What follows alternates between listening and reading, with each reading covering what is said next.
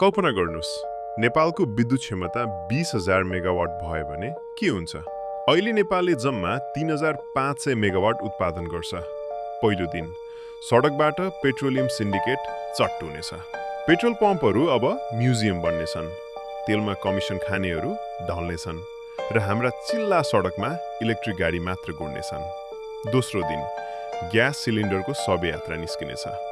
20,000 मेगावाटको पावरले induction यति तातिनेछ कि छिमेकीको डाहाभन्दा छिटो तपाईँको कुकरले सिट्ठी मार्नेछ।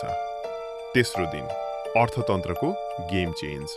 हिमालको चिसो हावा र सस्तो बिजुली देखेर गुगल र फेसबुक नेपाल सरकारको खुट्टा ढोक्दै ठुला डाटा सेन्टर खोल्न आउनेछन्।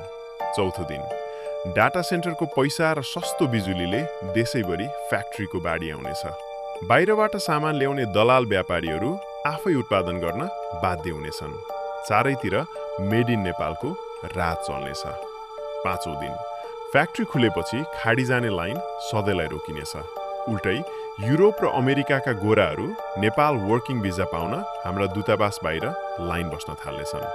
विदेशी डलर ओइरिएपछि अर्थतन्त्रमा यस्तो बुम आउनेछ कि अमेरिकी डलरले नेपाली रुपैयाँसँग स्याटिन पर्मिसन माग्नु पर्नेछ। डलरको घमण्ड पूर्ण रूपमा टुट्नेछ। छैटौं दिन देश यति धनी हुनेछ कि हाम्रा सरकारी अस्पताल हलिउडका साइफाई जस्ता हुनेछन्। नेताहरूले अब उपचार गर्न विदेश जानु पर्दैन। भिडियोमा हामीले अलिकति मसला त बढी नै हाल्यो होला, तर 20,000 मेगावाटको पावरले नेपालको काया पलट चाहिँ पक्कै गर्छ। के हाम्रै पालामा यो सम्भव होला त? आफ्नो विचार कमेन्ट गर्नुहोस्।